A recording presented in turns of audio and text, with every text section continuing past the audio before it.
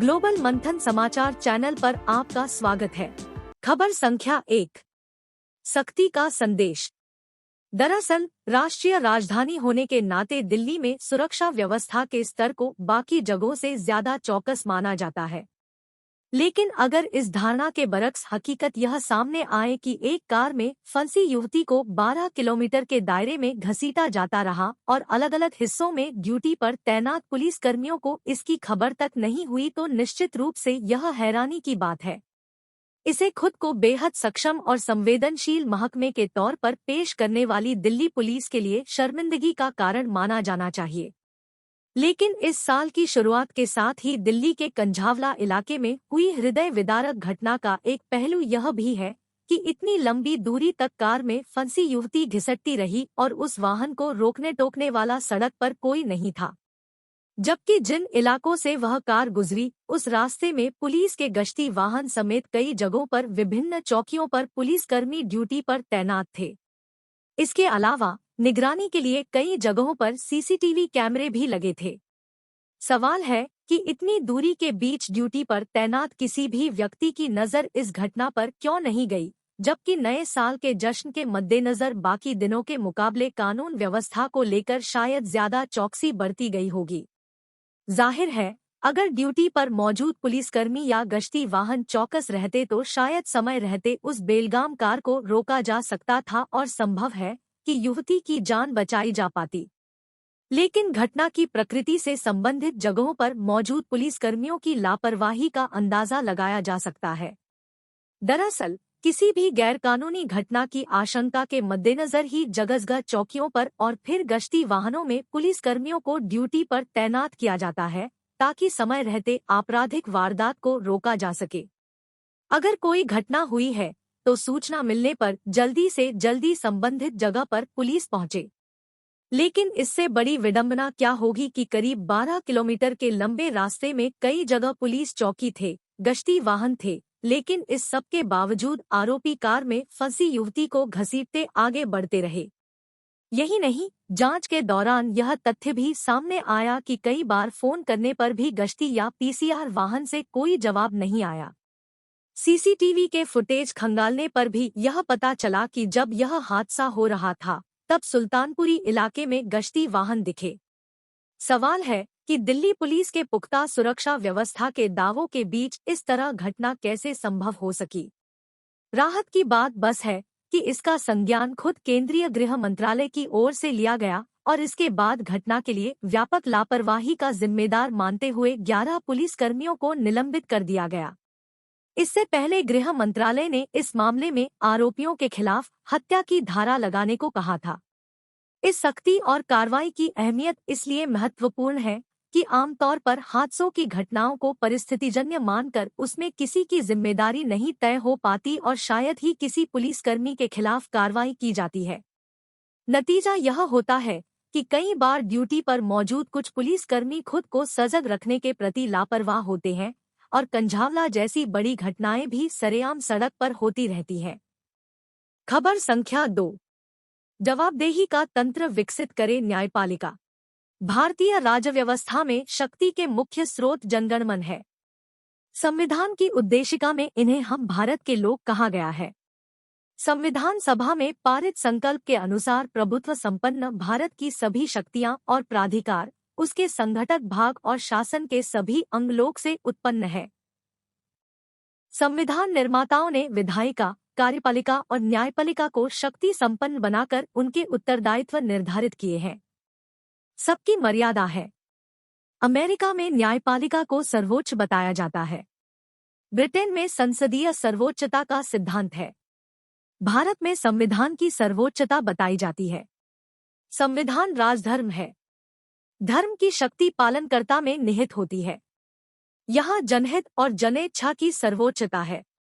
विधायिका द्वारा बनाए गए राष्ट्रीय न्यायिक नियुक्ति आयोग यानी एनजेसी कानून को न्यायालय द्वारा निरस्त करने से 2 स्तंभों में टकराव बढ़ा है। राजस्थान में पीठासीन अधिकारियों के सम्मेलन में उपराष्ट्रपति जगदीप धनखड़ ने एनजेसी को रद्द करने पर टिप्पणी की है। उन्होंने कहा कि वह केशवानंद भारती मामले में दिए गए फैसले से सहमत नहीं है। इस फैसले में कहा गया था कि संसद संविधान में संशोधन कर सकती है, लेकिन उसके मूल ढांचे में नहीं। धनखड़ ने कहा कि न्यायपालिका को संसद की संप्रभुता में हस्तक्षेप नहीं करना चाहिए। दरअसल संविधान के मूल ढांचे पर बहस जारी है। संविधान सभा में मूल ढांचे पर कोई चर्चा नहीं हुई। एनजेसी पर राष्ट्रपति ने हस्ताक्षर कर दिए थे। फिर सर्वोच्च न्यायालय ने संविधान के मूल ढांचे के आधार पर एनजेसी को निरस्त कर दिया। संविधान में संशोधन की प्रक्रिया है। अनुच्छेद 368 में संशोधन शक्ति की सीमा नहीं है। इसी अनुच्छेद में निरसन शब्द आया है। डी बसु ने लिखा है, अनुच्छेद 368 के अधीन संशोधन में संविधान के किसी भी उपबंध का निरसन सम्मिलित है। तथाकथित आधारिक और सारवान उपबंध भी उसमें आते हैं। संविधान के कुछ आधारिक लक्षण हैं, किंतु न्यायालय द्वारा घोषित इन आधारिक लक्षणों का संशोधन नहीं किया जा सकता। यदि संविधान संशोधन संविधान की आधारिक संरचना में परिवर्तन करता है, तो न्यायालय उसे शक्तिवाह्यता आधार पर शून्य करार देने का पात्र होगा। उच्चतम न्यायालय ने संविधान के आधारिक लक्षणों की सूची में संख्या निश्चित नहीं की, यानी यह सूची अभी अपूर्ण है। संप्रति संविधान की सर्वोच्चता, विधि का शासन, न्यायिक पुनरावलोकन, परिसंघवाद, पंथनिरपेक्षता, राष्ट्रीय एकता एवं अखंडता, संसदीय प्रणाली, स्वतंत्र एवं निष्पक्ष निर्वाचन, न्यायपालिका की स्वतंत्रता, उच्चतम न्यायालय की शक्तियां, सामाजिक न्याय, मूल अधिकार और नीति निदेशक तत्वों के मध्य संतुलन आदि 25 बिंदु आधारिक लक्षणों की सूची में है। न्यायपालिका संविधान के निर्वचन और क्रियान्वयन की अभिभावक है। वह न्यायिक पुनरावलोकन के माध्यम से संविधान और विधि की व्याख्याता भी है। व्याख्याकार और निगरानीकर्ता के रूप में न्यायपालिका की महत्वपूर्ण भूमिका है, लेकिन व्याख्याकार सर्वोच्च नहीं हो सकता। स्वतंत्र न्यायपालिका संवैधानिक सीमा के भीतर ही अपना काम करती है, लेकिन यह अवश्य स्मरण रहे कि स्वतंत्रता विधायी मूल्य है और स्वच्छंदता नकारात्मक। संसद 1.25 अरब से अधिक लोगों की प्रतिनिधि संस्था है। यह विधि निर्मात्री है। इसके पास संविधान संशोधन के भी अधिकार है।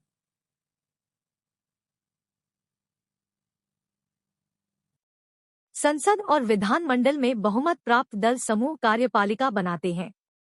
कार्यपालिका और विधायिका के संबंध स्थायी है। कार्यपालिका अपने समूचे कामकाज के बारे में विधायिका के प्रति जवाबदेह है। कार्यपालिका की जवाबदेही भारतीय शासन व्यवस्था को प्रामाणिक बनाती है।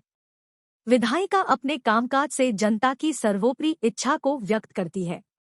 कार्यपालिका अपने कामकाज के बारे में न्यायालयों के प्रति भी जवाबदेह है। जवाबदेही प्रत्येक संस्था के कामकाज की गुणवत्ता बढ़ाती है। न्यायपालिका के प्रति लोगों में श्रद्धा है, लेकिन उसकी जवाबदेही का कोई मंच नहीं है। न्यायपालिका को अपने भीतर से ही किसी जवाबदेह संस्था का विकास करना चाहिए। अधिकार प्राप्त व्यक्ति की जिम्मेदारी भी होती है। न्यायपालिका के फैसलों पर टिप्पणियां भी होती है। ऐसी टिप्पणी को लेकर न्यायालय की अवमानना की बातें भी चलती हैं। संविधान के आधारिक लक्षणों को लेकर भी टिप्पणियां हुई थी। संविधान संशोधन और विधि निर्माण विधायिका के विषय है, तो न्यायालय के निर्णय विधि बनते हैं। इसलिए न्यायिक निर्णयों में अतिरिक्त सतर्कता की आवश्यकता होती है।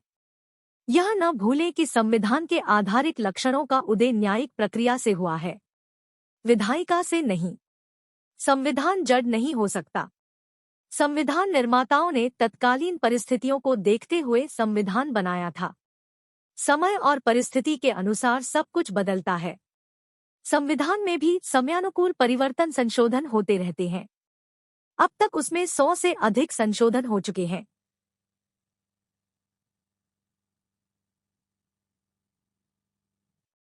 पर जवाहरलाल नेहरू ने उचित ही कहा था कि संविधान इतना कठोर नहीं होना चाहिए कि वह राष्ट्रीय विकास और सामर्थ्य की बदलती हुई परिस्थितियों में अनुकूलित न किया जा सके। संविधान निर्माताओं ने परिसंघ प्रणाली को प्रभावित न करने वाले उपबंधों को संशोधित करने के लिए सरल उपबंध किया था। ऐसे उपबंध साधारण बहुमत से पारित होते हैं। संशोधन के लिए सरल तरीका अपनाने का राजनीतिक महत्व था। डॉ. आम्बेडकर ने संविधान सभा में संशोधन के प्रस्ताव को प्रस्तुत करते हुए कहा था जो संविधान से असंतुष्ट हैं, उन्हें बस 2/3 बहुमत प्राप्त करना होगा। यदि वह संसद में 2/3 बहुमत भी नहीं पा सकते तो यह समझा जाना चाहिए कि संविधान के प्रति असंतोष में जनता उनके साथ नहीं है। स्पष्ट है कि हमारी संवैधानिक व्यवस्था ने विधायिका, न्यायपालिका और कार्यपालिका के लिए कुछ मर्यादाएं अधिरोपित की है। वर्तमान चुनौतियों को देखते हुए तीनों के मध्य आवश्यक प्रीतिपूर्ण मर्यादा की आवश्यकता है। लेखक उत्तर प्रदेश विधानसभा के पूर्व अध्यक्ष हैं। खबर संख्या 3। अपना गुणगान कीजिए, लाइक्स बटोरिए। कोई पुरुष या स्त्री कितना भी फेशियल करा ले या हिजाब लगा ले, मेरी उम्र तक आते आते ज्यादातर लोग जान ही लेते हैं कि विपरीत सेक्स को आकर्षित कर सकने के भ्रम की एक एक्सपायरी डेट होती है।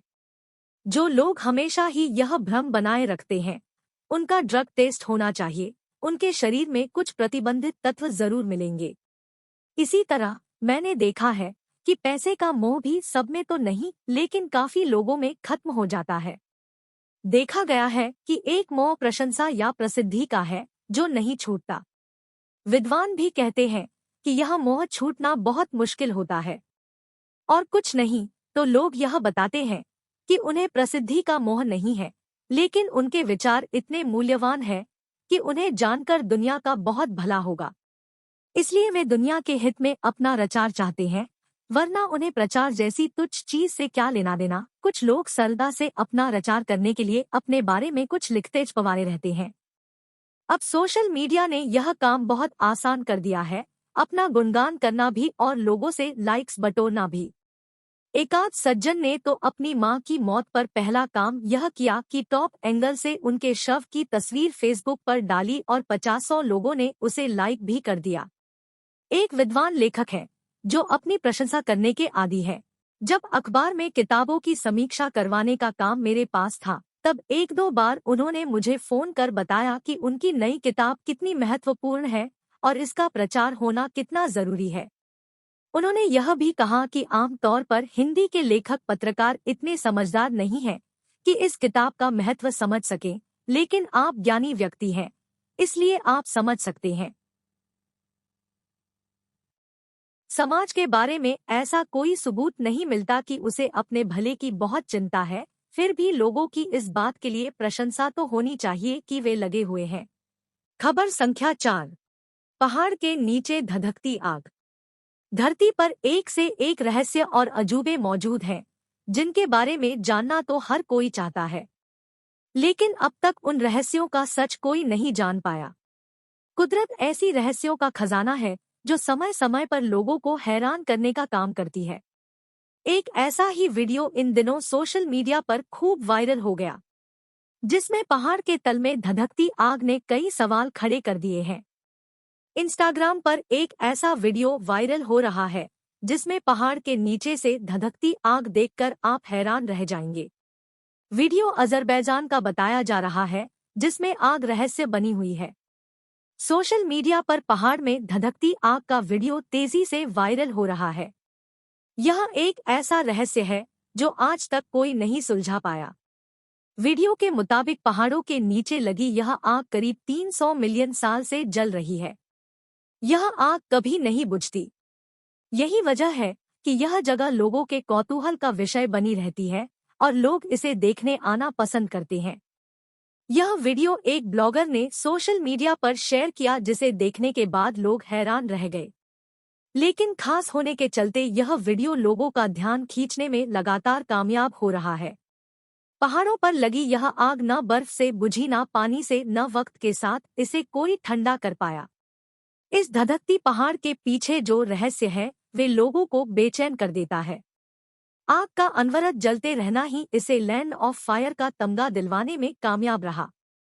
लोकल भाषा में इसे यनार डाक कहा जाता है, जिसका अर्थ जलती हुई पहाड़ी है।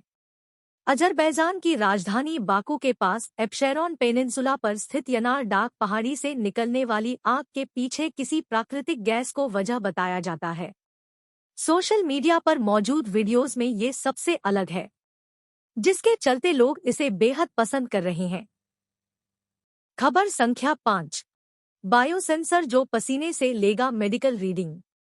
वैज्ञानिकों ने एक नया सेंसर विकसित किया है जो त्वचा के एक छोटे हिस्से में पसीने की ग्रंथि को प्रेरित करता है और यह उस वक्त भी मेडिकल रीडिंग कर सकता है। वैज्ञानिकों ने एक नया सेंसर विकसित किया है जो त्वचा के एक छोटे हिस्से में पसीने की ग्रंथि को प्रेरित करता है और यह उस वक्त भी मेडिकल रीडिंग कर सकता है जब उपयोगकर्ता का पसीना नहीं निकलता है। गौरतलब है कि मानव के पसीने की जांच करने वाले मेडिकल सेंसर के लिए दिन भर पसीना निकलने की जरूरत होती है ताकि निरंतर स्वास्थ्य रीडिंग ली जा सके। अमेरिका में सिंसिनाटी विश्वविद्यालयों के शोधार्थियों ने एक उपकरण विकसित किया है जो बैंड एड के आकार का है। यह पसीना निकालने के लिए एक रासायनिक प्रेरक का उपयोग करता है और यह उस वक्त भी काम करता है जब रोगी या व्यक्ति शारीरिक रूप से सक्रिय नहीं होता। सेंसर यह भी अनुमान लगा सकता है कि बायोसेंसर माप में रोगी का पसीना किस तरह से हार्मोन या रसायनों को समझने में एक अहम कारक है। विश्वविद्यालय के प्रोफेसर जेसन हेकनफेल्ड ने कहा, हमारा लक्ष्य जरूरत के मुताबिक पसीना निकालने को प्रेरित करना था। खबर संख्या 6।